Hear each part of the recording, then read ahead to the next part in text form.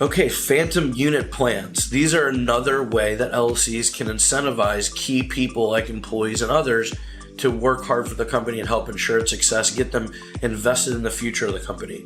What does a phantom plan do? A phantom plan basically is the right to a cash payment at certain defined events. So it could be tied to revenue or performance of the company.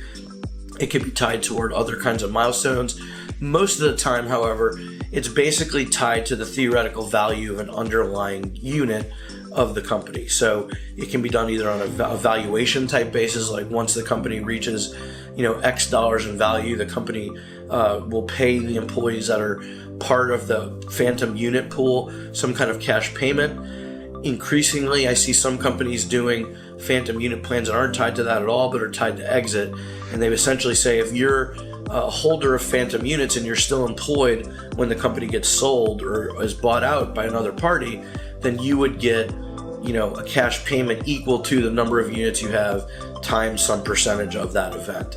So a lot of people tie it, to 10 to 20% of the exit value of the company, and the employees kind of share in that.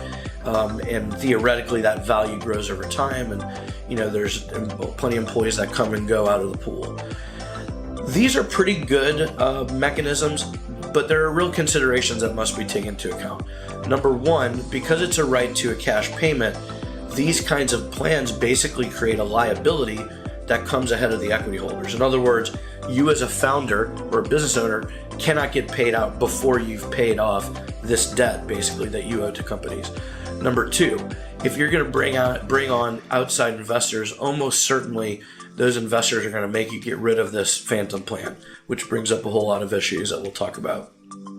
Number three, you may find that if you make the mechanism for payout kind of complex, then employees don't really understand it, and you may not really be incentivizing any specific behavior. At best, they think, well, I have this thing, but I don't really know how to value it. At worst, they kind of become obsessed with the company's numbers that you may not want to give them, or some other kind of performance metric. So you need to kind of weigh whether or not you want to use this on a broad basis. The last kind of consideration is one of securities.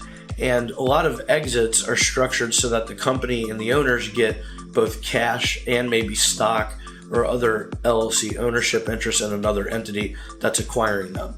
There's a real problem with phantom unit plans, as most people draft them, and that they don't necessarily provide for either kind of consideration, is what that's called, either stock or cash. So a lot of phantom unit plans only allow someone to get cash and not any stock or securities consideration.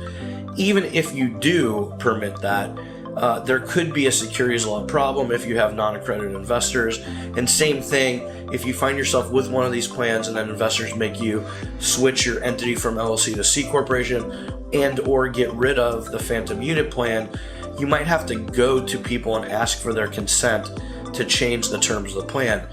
Once a company kind of asks for their consent, that becomes potentially an investment decision, and there's all kinds of securities rules that apply, as well as disclosures that may include what all the executives in the company are making, all of the financial statements, etc. So these kinds of plans really deserve careful scrutiny and really proper drafting. They should be done by someone with a lot of experience at exits, and particularly with securities laws, lest they kind of become a problem. And again, they sort of sit on top of the stack. So even if you have preferred equity investors that come in later, or you're a founder that has equity, this is something that's kind of like a debt that needs to get paid out first. I mean, it is a debt, it's a company liability, and so for that reason, a lot of people choose not to use them, but they can be a possibility. If you like this video, link and subscribe. Stay tuned, reach out to us, see if we can help you with any particularities of your situation. Thanks.